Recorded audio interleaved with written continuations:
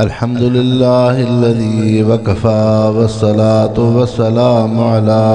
इबादिल्लाहिल्लज़ीना इस्तफ़ा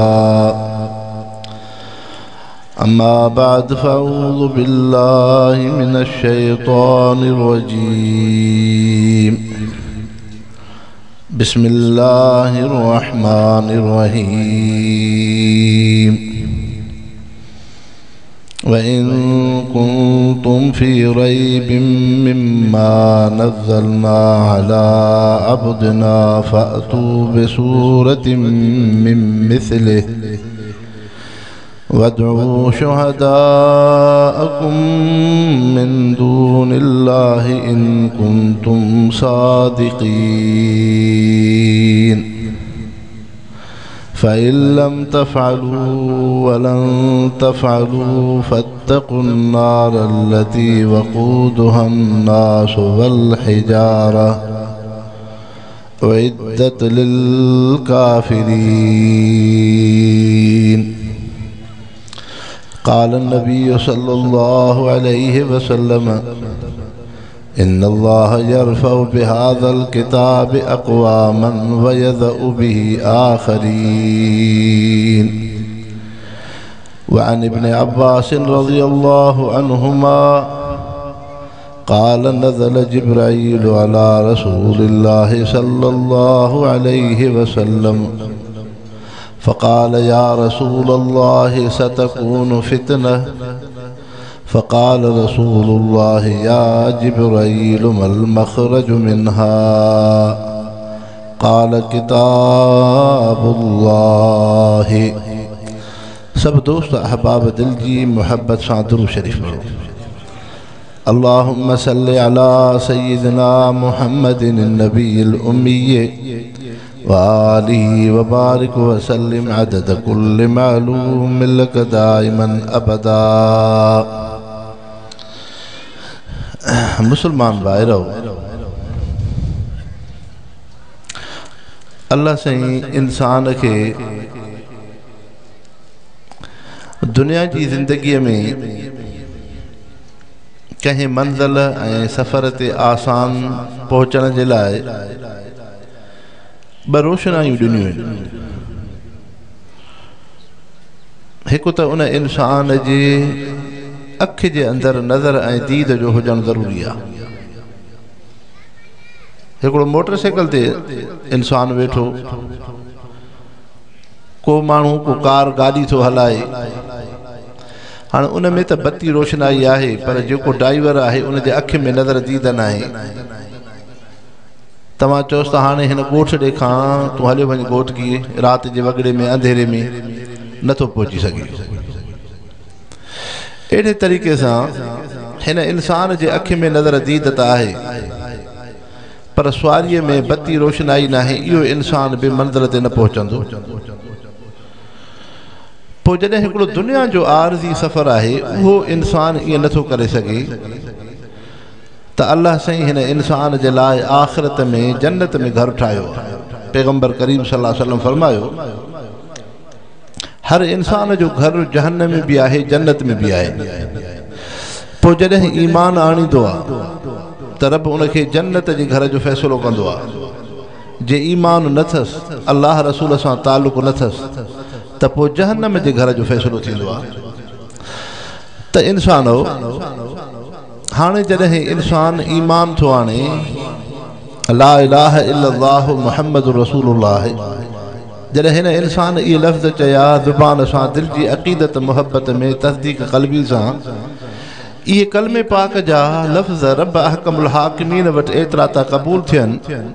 जो ईमान कलमे जे करे मोमिन जी दिल में हिकिड़ी बातिनी अखि थी पैदा थिए। इनके हुजूर अनवर सल्लल्लाहु अलैहि वसल्लम फरमायो, ताबुद अल्लाह कानक तरा, तू अल्लाह जी इबादत ईअं कर ॼण तू रब खे ॾिसे थो। ॿी हदीस पाक में पाण करीम सल्लल्लाहु अलैहि वसल्लम फरमायो त कुर्रतु ऐनी फी सलात, मुंहिंजे अखियुनि जो ठार निमाज़ आहे। जे हिकिड़ो इंसान हूंदो आहे, कंहिं शइ सां मुहबत रखंदो आहे, पोइ इन इंसान खे पंहिंजे महबूब शइ जे ॾिसण सां दिली सुकून मिलंदो आहे। कहीं शीशे में, कहीं आईने में, कहीं कागज़ ते, कहीं मोबाइल में हिनखे पंहिंजे महबूब जी तस्वीर हूंदी त ॾिसी करे हे इंसान जे अखि में सुकून ईंदो, हिन जी दिलि ठरी पवंदी। त पैगंबर करीम सल्लल्लाहु अलैहि वसल्लम जन इहो फरमायो त ऐं इंसानो, मां मुहम्मद मुस्तफ़ा जे क़ल्ब में, अखि में अल्लाह सां एॾो वॾो ताल्लुक़ आहे जो जॾहिं मां निमाज़ पढ़ंदो आहियां त निमाज़ में मूंखे पंहिंजे महबूब रब अहकमुल हाकिमीन जो दीदार थींदो आहे। इहो फरमायो क़ुर्रतु ऐनी फ़ी सलात, मुंहिंजे अखियुनि जो ठार निमाज़ आहे, जो निमाज़ सां रब थो मिले, निमाज़ सां रब जो क़ुर्ब थिए, निमाज़ सां रब जो दीदार हासिल थिए। त मुस्लमान भाइरो, त ईमान कलमे सां मोमिन जी दिलि में हिकिड़ी बातिनी अखि थी थिए। जे ज़ाहिरी तरह सां इंसान जे चेहरे में अखि आहे जो रोशनाई थी पई त हिक ॿिए खे ॾिसूं था, ॾींहं जो राति जो बत्ती बल्ब उन जी रोशनाई थिए थी त इंसान सफ़र करे थो। ईअं ईमान कलमे सां मोमिन जी दिलि में हिकिड़ी अखि थी बातिनी रोशनाई पैदा थिए। पोइ दुनिया जे अंदरि जीअं तव्हां असां खे हिन ज़ाहिरी अखि सां गॾु उन ॿी रोशनाईअ जी बि ज़रूरत आहे। अखि में नज़र दीद त आहे, पर ॿाहिरी रोशनाईअ जी बि ज़रूरत आहे। राति जो बि रोशनाई जी ज़रूरत, ॾींहं जो सिज जी रोशनाईअ जी ज़रूरत। ईअं ई इंसान हो जॾहिं तव्हां असां मुस्लमान थियासीं, कलमे जी अल्लाह साईं दौलत ॾिनी, हाणे इन मोमिन मुस्लमान खे क़ुरान पाक जी रोशनाई ज़रूरी आहे। हाणे इन क़ुरान शरीफ़ सां ताल्लुक़ ज़रूरी अथसि, क़ुरान पाक सां निस्बत ज़रूरी अथसि, जो क़ुरान शरीफ़ जे ज़रिए इंसान खे अल्लाह जी सुञाण थी थिए, आख़िरत जी सुञाण थी थिए, रसूलुल्लाह सल्लल्लाहु अलैहि वसल्लम जी सुञाण थी थिए, हलाल हराम जी सुञाण थी थिए। तव्हां असां नज़र कयूं, हिकिड़े पासे खां जानवर आहे, ॿिए पासे खां इंसान आहे। जानवर जी ज़िंदगी पंहिंजे दायरे में हले थी। ढोर ढके जे लाइ हुकुम कोन्हे शरीयत जो त पंहिंजे ओगड़ खे ढके, इंसान जे लाइ हुकुम आहे त पंहिंजे ओगड़ खे ढके। ढोर जानवर आहे, बीही पेशाब करे उनजी मर्ज़ी आहे, वेही पेशाब करे उनजी मर्ज़ी आहे। इंसान खे हुकुम आहे त न, तूं जॾहिं पंहिंजो बोल बराद करे त तुंहिंजे उन गंदगी जा छंडा तुंहिंजे जिस्म ते न पवनि। लटे कपिड़े खे एहतियात सां रखो, वसियाबक फतह वरुज फ़हजुर, अल्लाह से फरमाए कपिड़े खे बि पाक रखो, पाण खे गंदगी खां तूं दूर रखो। त इंसान खे हुकुम थियो। जानवर जेकॾहिं उन ते को नर जुफ्ती करे, मेह जे मथां स्वान जेको आहे अहिड़े तरीक़े सां बकरीअ जे मथां को बकर जुफ्ती करे सुवार थिए त इहो कोन्हे त शरान त उन जे लाइ उन सां निकाह हुजे न। जहिड़ो बि बकर जुफ्ती करे, जहिड़ी बि उन मेह ते सान अचे, उन में ज़िना न आहे। इंसान खे हुकुम थियो त ला तक़रबु ज़िना इन्नहु कान फ़ाहिश। रब साईं फरमायो ख़बरदार ज़िना जे वेझो न वञो, इहो गंदगी जो कमु अथव, फ़ाहिशी आहे। फ़नकिहू मा ताब लकुम, तव्हां निकाह जी पाक दामन ज़िंदगी गुज़ारियो। त मुस्लमान भाइरो, हाणे हिकिड़े पासे खां जानवर जी ज़िंदगी आहे, ढोर जी ज़िंदगी आहे, न पाकाई न सफ़ाई, ॿिए पासे खां दीन इस्लाम आहे, इंसान आहे। तंहिंजे करे दुनिया में ॿ मुआशिरा आहिनि, ॿ तहज़ीबूं आहिनि, ॿ तमद्दुन आहिनि, ॿ इंसान आहिनि। हिकिड़ो अहिड़ो इंसान आहे जेको अल्लाह रसूल जे फरमान ते हले थो, ईमान आंदे अल्लाह रसूल सां निस्बत थी पई, पैगंबर करीम सल्लल्लाहु अलैहि वसल्लम जे उसवे हसन सुन्नत जे मथां ज़िंदगी गुज़ारे थो। हक़ीक़त में इंसान इहो आहे। बाक़ी उहो इंसान जेको शक्ल शबाहत में ॾिसण में त इंसान आहे, जो उनखे अखि बि आहे, हथ पेर बि अथसि, पर उन में ईमान न अथसि, अल्लाह सां निस्बत न आहे, रसूलुल्लाह सां निस्बत न आहे, क़ुरान पाक सां ताल्लुक़ न आहे, महबूब मुस्तफ़ा जी सुन्नत सीरत न आहे। कल अनआम बल हुम अज़ल, रब साईं फरमायो इहो जानवर आहे, अञा जानवर ढोर खां बि परे आहे। तंहिंजे करे अहिड़े तबिके जा इंसान गैर मुस्लिम हुजनि, अंग्रेज़ हुजनि, भले तोणी दुनिया रुपए पैसे में केॾा बि घणा आहिनि, पर इन्हनि जी ज़िंदगी ढोर ऐं जानवर वारी अथव। जीअं जानवर जे जिस्म ते कपिड़ो न, हे बि ईअं करनि जो पंहिंजे ओगड़ खे ढकनि न। जीअं जानवर बीही पेशाब करे, हे बि बीही पेशाब करे। जीअं जानवर ढोर ढको वञे, छेणो लाहे अचे त सफ़ाई कोन्हे। अॼु जो अंग्रेज़ गैर मुस्लिम बि ईअं ई आहे। तव्हां हिन ॻोठड़े में रहो था, ॻोठड़े में लेकिन रब साईं तव्हां असांखे ग़रीब मिस्किन बराबर बणायो जो उन ही आफ़त में तुंहिंजो मुंहिंजो घरड़ो पोख पला मुतासिर थियो लेकिन अल्लाह साईं ईमान जी दौलत ॾिनी आहे निमाज़ जी दौलत आहे हाणे हिन ॻोठड़े में हिकिड़ो मुस्लमान भाउ थो रहे जेको निमाज़ी आहे नमाज़ पियो पढ़े घरड़ो सादो अथसि कपिड़ो सादो अथसि ज़िंदगी सादी अथसि पर आहे 5 वक़्ती निमाज़ अल्लाह से उनखे ॾिनी आहे होॾां उहो गैर मुस्लिम हुजे जेको भले आलिशान महल में रहे दुनिया जो सुठो सैटू इस्तेमाल करे सुबह शाम लटे कपड़े के मटाए पर तव्हां हिन निमाज़ी ऐं बेनिमाज़ी उन ही गैर मुस्लिम के गॾु विहारियो हिन दीनदार मुसलमान जे जिस्म मां तव्हांखे बदबू न ईंदी हुन अंग्रेज़ गैर मुस्लिम हिंदू वाण जे जिस्म मां तव्हांखे धप ईंदी आहे उन तव्हां असां वेंदा आहियूं बाज़ार में लटो कपिड़ो ख़रीद करण पोइ वाणे जे दुकान ते वेंदा हो पोइ वाणे जे जिस्म मां बदबू ईंदी आहे हालांकि कपिड़ो त उनखे सुठो पातल आहे सेट भी भली है वो बज़ाहिर सफ़ाई भी सुठी तो रखे लोशन भी भला तो इस्तेमाल करे पर उन जे जिस्म मां बदबू अचे थी लेकिन हे निमाज़ी इंसान जो गरीब मिस्किन सादो है लेकिन उन में 5 वक़्ती निमाज़ जे करे जिस्म में पाकाई कपड़े में पाकाई सफ़ाई हिन नेक दीनदार जे जिस्म मां तव्हांखे धप न ईंदव इहो फ़र्क़ु अथव इस्लाम ऐं कुफ्र जो तंहिंजे करे मुसलमानो दीन वॾे में वॾी नेमत आहे ईमान वॾे में वॾी नेमत अथव रब खां इंसान ईमान घुरे अल्लाह से ईमान जी दौलत ॾे ख़ात्मो असांजो ईमान ते थिए निमाज़ क़ुरान ज़िक्र सां असांजी निस्बत थी पए तंहिंजे करे जीअं जानवरनि में उन में इहो आहे त जेको उन हीअ मेह जे मथां सान सुवार थिए हिते बि ईअं गैर मुस्लिम इंसान ईअं जीअं उन्हनि में हलाल हराम जो इम्तियाज़ कोन्हे तीअं गैर मुस्लिम इंसान बि ईअं उन्हनि वटि सूद उन्हनि वटि काई सूद खां नफ़रत कोन्हे तंहिंजे करे इंसानो हक़ीक़त में इंसानियत क़ुरान शरीफ़ में आहे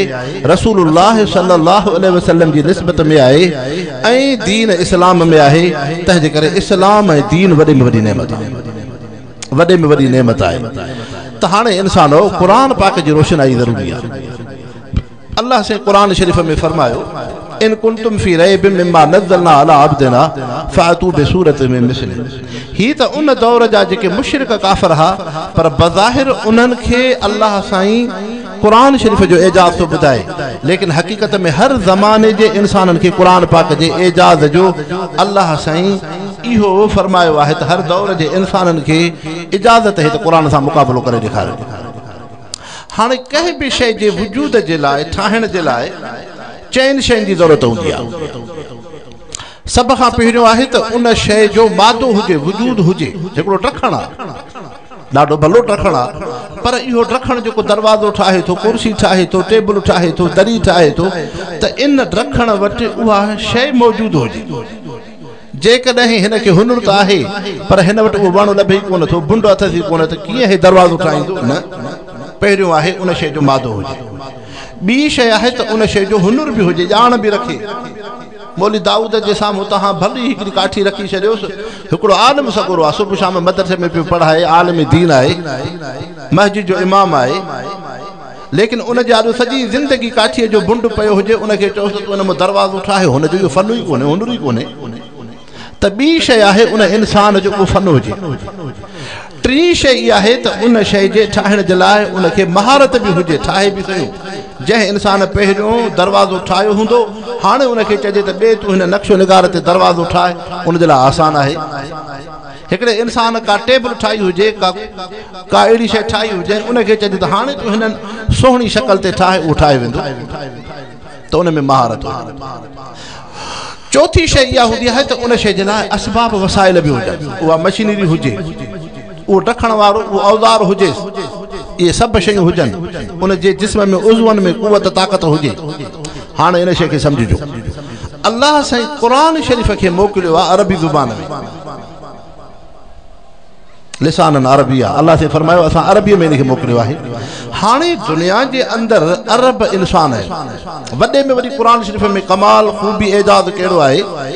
त दुनिया जे अंदरि जेके बि मज़हब आहिनि उन्हनि मज़हबनि जी ॿोली उम्मत जे अंदरि महफ़ूज़ न आहे मसलन ज़बूर आहे तौरेत आहे इंजील आहे अहिड़े तरीक़े सां हिंदू क़ौम आहे हिंदू हज़ारे लखे इंसान आहिनि वाणिया लेकिन उन्हनि जी जेका गीता आहे उन जी ज़ुबान उहो वाणियूं न ॻाल्हाईंदो तौरेत जी ज़बान इंजील जी ज़बान यहूदी ईसाई नथा ॻाल्हाइनि जीअं तव्हां असां मुस्लमान आहियूं सिंधी पश्तो बलोची फलाणे क़ौमुनि जा क़ुरान पाक त अरबी में आहे तव्हां असांजी ॿोली त सिंधी आहे सिंध में रहूं था सिंधी पिया ॻाल्हायूं त क़ुरान शरीफ़ जी लुग़त लैंग्वेज ॿी आहे तव्हां असांजी ज़ुबान ॿी आहे ईअं ई दुनिया जे अंदरि जेके बि मज़हबी किताब आहिनि तौरेत ज़बूर इंजील हिंदुनि जो या पुराणा मज़हब उन्हनि जी ज़ुबान ॿी आहे लेकिन उन जे मज़हबी जेको किताब आहे उन जी लैंग्वेज लुग़त ज़ुबान ॿी आहे लेकिन वाहिद अल्लाह से क़ुरान शरीफ़ में इहो कमाल रखियो आहे जेका क़ुरान पाक जी ज़ुबान हुई अरबी अल्लाह से दुनिया में अरब इंसान रखिया हज़ारे लखे इंसान अरब रियासतूं आहिनि जंहिंको ॿारड़ो माउ जे पेट खां अचे थो पंहिंजे पीउ माउ जे घर में रहे थो हाणे अरब जी ज़मीन ते ॼायो आहे उहो इंसान उहा ज़ुबान थो ॻाल्हाए ऐं इहो ज़ुबान ॻाल्हाइण जो फ़न को मास्टर को टीचर को प्रोफेसर न सेखारींदो आहे इहा रब जी ज़ात सेखारे तव्हां असां इंसान आहियूं को बिरोहिन जे घर में ॼमंदो को सिंधीअ जे घर में ॼमियो को सिराइकीअ जे घर में ॼमियो इन इंसान खे इहा ज़ुबान लफ़्ज़ केरु थो सेखारे कोई न मास्टर न टीचर न दुनिया जो को इदारो आहे इहो इन इंसान खे उहा ॿोली लैंग्वेज सेखारण वारी रब जी ज़ात आहे अल्लाह तो सेखारे हर इंसान खे पंहिंजे उन इलाइक़े जी ज़ुबान रब सां सेखारे थो इहो रब सां निज़ाम रखियो आहे त क़ुरान शरीफ़ जी जेका अरबी ज़ुबान आहे हाणे अल्लाह से दुनिया जे अंदरि अरब इंसान बणाया वाहिद क़ुरान पाक जी लुग़त है जेका दुनिया में ॻाल्हाई वेंदी आहे जी अल्लाह से फरमायो इन्ना नहनु नज़लना ज़िक्र व इन्ना लहु लहाफ़िज़ून जीअं क़ुरान पाक खे नाज़िल बि असां कयो आहे तीअं रब से क़ुरान पाक जी ज़ुबान बि इंसाननि में महफ़ूज़ रखी आहे अहिड़े तरीक़े सां हाणे अरब जा इंसान आहिनि शेर व शाइरीअ में उनखे वॾो महारत आहे बैतुल्लाह जे दरवाज़नि ते अची लिखनि दीवारुनि ते लिखनि वॾा वॾा लबीद जहिड़ा शाइर अजीब शाइर आहिनि हिकिड़ो लबीद शाइर आहे जॾहिं हुज़ूर अनवर सल्लल्लाहु अलैहि वसल्लम जन जे मथां हे क़ुरान पाक नाज़िल थियो जॾहिं क़ुरान शरीफ़ ॾिठईं क़ुरान पाक जी फ़साहत बलागत ॾिठईं हाणे लबीद शाइर पंहिंजो शेर व शाइरी बंदि करे छॾी अरब जो मशहूरु शाइर हो ऐं अरब जे अंदरि शाइरनि में सालाना मेलो लॻंदो अॻ में नंढा नंढा उनजा मेला थियनि पोइ हिकिड़ो सालाना वॾो जशन थींदो जीअं तव्हां असां वटि मौलूदनि जी महफ़िल थींदी आहे बाबा सभु मौलूदी गॾु थियो फलाणा शाइर गॾु थियनि सुगड़ गॾु थियनि त ईअं अरब जे अंदरि उहे शाइर गॾु थींदा पोइ हिकिड़ो वॾो जंहिंजो शेर सभ खां वधीक फ़साहत बलागत में ईंदो हो पोइ हो चवंदा हुआ त हे वॾो शाइर आहे तंहिंजे करे लबीद जहिड़ा शाइर उहे आहिनि जिन खे अरब जे शाइरनि बि तस्लीम कयो आहे लेकिन जॾहिं क़ुरान शरीफ़ नाज़िल थियो क़ुरान पाक उन लबीद शाइर ॿुधो चए त हाणे मां शेर न चवंदुसि हाणे मां उहो अॻिते मुस्लमान थियो लेकिन चए त मां शेर न चवंदुसि छो चए जेका क़ुरान शरीफ़ में फ़साहत आहे क़ुरान पाक में जेका बलागत आहे क़ुरान शरीफ़ में जेको एजाज़ आहे मुंहिंजे शेरनि में उहो कोन्हे तंहिंजे करे मुंहिंजे शेरनि में त बक बक आहे तंहिंजे करे क़ुरान पाक जे साम्हूं लबीद जा शेर मुक़ाबिलो नथा करे सघनि त हाणे उहे अरब जा इंसान आहिनि हाणे मादरी ज़ुबान उन्हनि जी अरबी आहे इहो आहे मादो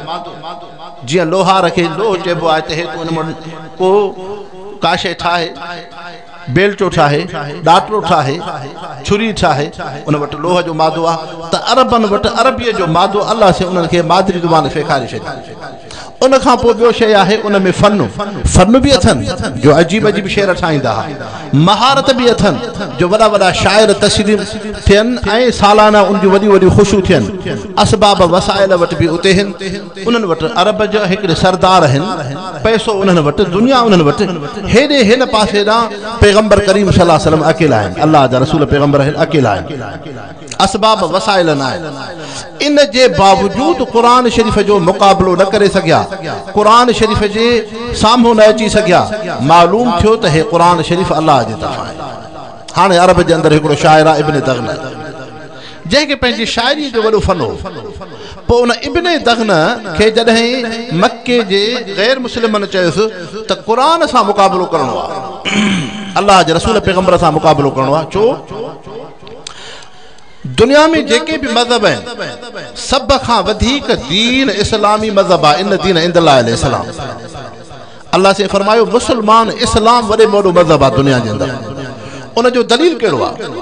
तव्हां असां मुसलमान सचा आहियूं यहूदी बि चए थो मां बि सचो आहियां ईसाई चवे थो मां बि सचो आहियां हिंदू चवे थो मां बि सचो आहियां बे के धर्म मजहब वारो आ वो भी चवे तो मां भी सच्चो आ तमा असा मुसलमान भी पंहिंजी जाइ ते दावा था कयूं त असा जो दीन इस्लाम सच्चो आ तहां उम्मत मुस्लिम के सच्चाई जो दलील केड़ो आ हिन वक्त में बाबा ईमान त बराबर आ सुन्नत सीरत त आहे पर उहा जिंदगी त कोने सुन्नत सीरत जी जेडी सहाबा जी जिंदगी जे कुरान शरीफ तो फरमाए ओड़ी जिंदगी त तमा असा मुसलमानन में ना है कुरान त फरमाए थो त जिना न कयो शराब न पियो कूड़ न गलायो हसद न कयो कीनो न कयो लेकिन असा जे अंदर मुआशरे में घणी वडा गुनाह आहिन त तमा असा मुसलमानन वट दीन इस्लाम जे हक़ानियत सच्चाईयत जो गैर मुस्लिम जे सामू इहो ही दलील आहे जो कुरान पाक जड़ी दौलत है असा ये दावा करे था सकूं तो जेको कुरान शरीफ पैगंबर करीम सल्लल्लाहु अलैहि वसल्लम ते नाज़िल थियो पहले जमाने में उन दौर जे मुसलमानन सहाबा जे सामू हो चाहे दुनिया मटिजी चुकी मजहबन में इंसान फेरो फार थिया इंसान के अंदर वह जिंदगी ना है लेकिन असा उम्मत मुस्लिम जो जो किताब 1400 साल पहले नाज़िल थियो अज भी हिन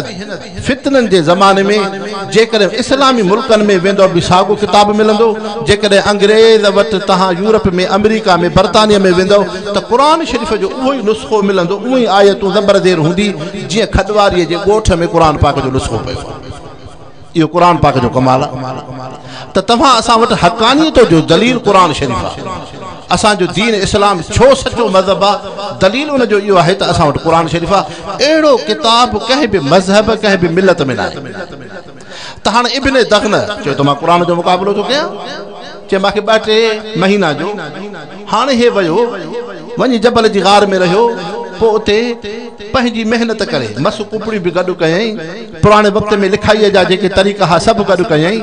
पर उन जे बावजूद जन माण्हू काफ़रन हिन खे तैयार कयो मके जे मुशरिकन हिन वटि आया